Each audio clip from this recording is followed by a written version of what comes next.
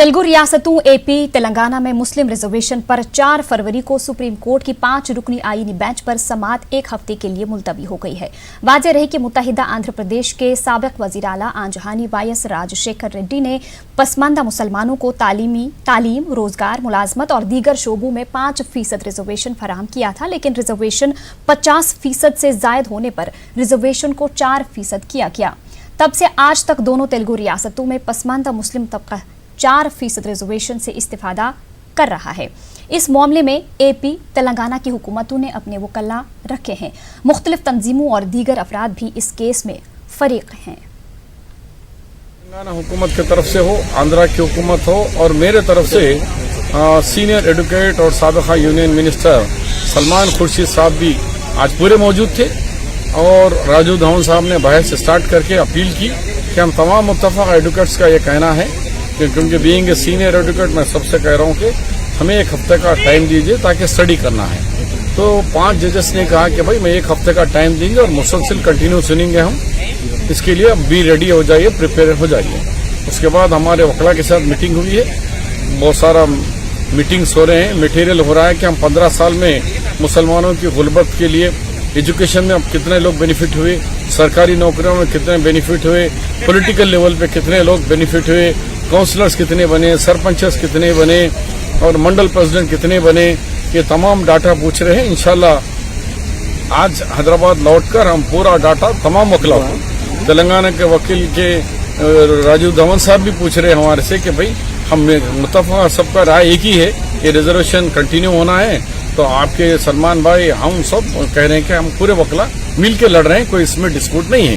Supreme court के court number 3 में जो है 5 जज थे, जिसमें जस्टिस अरुण मिश्रा, जस्टिस इंदिरा बनर्जी और जो है जस्टिस विनायक शरण और जस्टिस जो है BR शाह और जस्टिस जो है अनिरुद्ध बोस, ये 5 जज थे। 5 जज में जो है ना बहस शुरू हुई।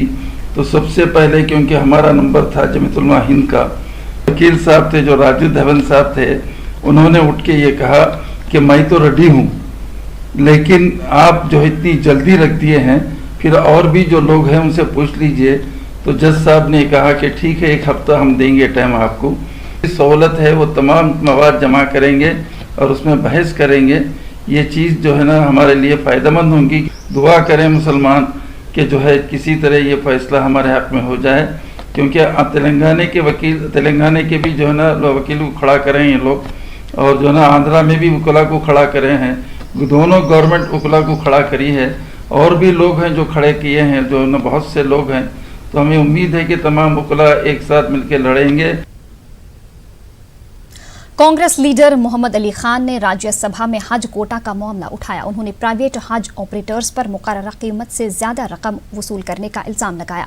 मरकजी हुकूमत से बदउनवानी में मुलविस हज ऑपरेटर्स पर पाबंदी लगाने की मांग की।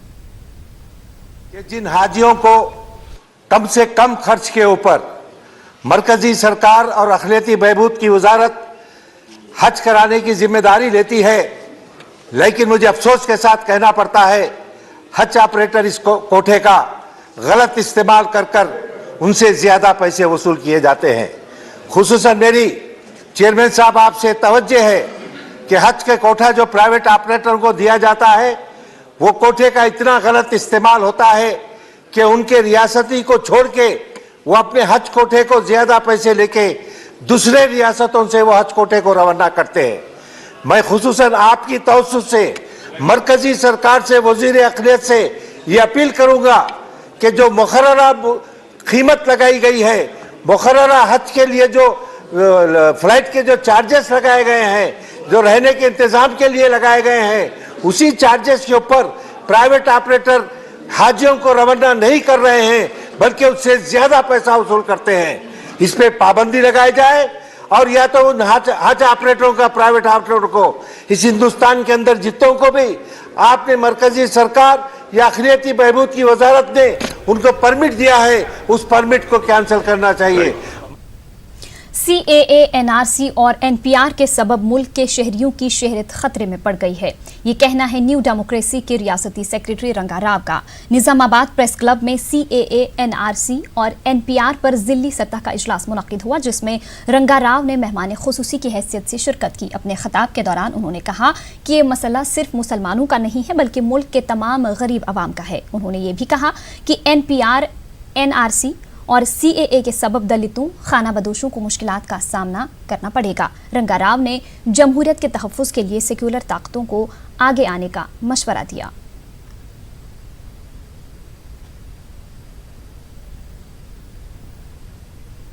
तेलंगाना असेंबली के स्पीकर पोचारम श्रीनिवास ने कामारेड्डी के बांसवाड़ा का दौरा किया। इस दौरान उन्होंने मकामी अवाम से मुलाकात करते हुए मसाइल से वाकफियत हासिल की। पोचारम ने कहा कि आम तौर पर हर इलाके में 3 मसाइल अहम हैं: गंदे पानी की निकासी, पीने के पानी की सप्लाई और बिजली। इन मसाइल पर मकामी काउंसलर्स को चाहिए कि वो खुसूसी तवज्जो दें। पोचारम श्रीनिवास ने कहा कि डबल बेडरूम मकानात की स्कीम पूरे मुल्क के लिए मिसाली है। वज़ीर आला KCR की खुसूसी दिलचस्पी पर ही बेघर अफराद के लिए डबल बेडरूम के मकानात दिए जा रहे हैं। IAS अफसर अब्दुल अजीम ने जयशंकर भोपालपल्ली जिला कलेक्टर की हैसियत से अपने ओहदे का जायजा लिया। मकामी RDO, कलेक्ट्रेट दफ्तर के ओहदेदार और मकामी अवाम ने नए कलेक्टर का इस्तकबाल किया। इस दौरान जिला कलेक्टर अब्दुल अजीम ने कहा कि उन्हें जो जिम्मेदारी दी गई है वो बखूबी उसे निभाएंगे। रियासती हुकूमत की स्कीमात आवाम तक पहुंचाने में कोई कसर बाकी नहीं रखी जाएगी। सफाई और जिला की तरक्की के लिए तमाम लोगों को मुश्तरका तौर पर काम करना होगा। जिला कलेक्टर अब्दुल अजीम ने जिला की हमजहत तरक्की के लिए मकामी ओहदेदारों और आवाम से भी ताउन की अपील की।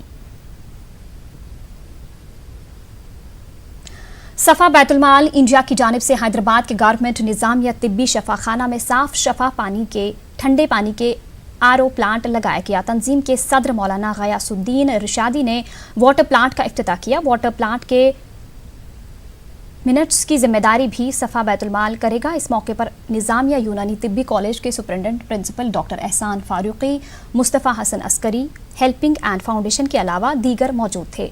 अस्पताल इंतजामिया ने सफा बैतुलमाल के जिम्मेदारों का शुक्रिया अदा किया। इंतजामिया जो दवाखाना है, जिसको चार मीनार दवाखाना कहा जाता है, यहाँ पर वाटर प्लांट का इफ्तिताह किया गया है। इसका मकसद ये है कि जो बीमार होते हैं उनको फ़िल्टर्ड पानी पिलाना चाहिए।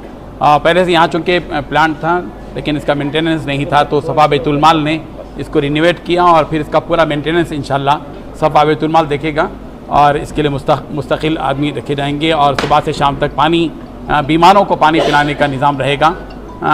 जैसे कि आप जानते हैं कि उस्मानिया हॉस्पिटल में भी हमने वहाँ पर पूरा प्लांट तैयार किया और वहाँ भी पानी पिलाने का निज़ाम है। हमारा मकसद मौसम गर्मा में जो तकलीफ़ लोगों को, बीमारों को होती है, उनको राहत पहुँचे और ठंडा पानी और फ़िल्टर किया हुआ पानी मिले, यही हमारा मकसद है। कि मरीज़ों के लिए और यहाँ की स्टाफ के लिए भी इंशाल्लाह बहुत ही फ़ायदेमंद रहेगा।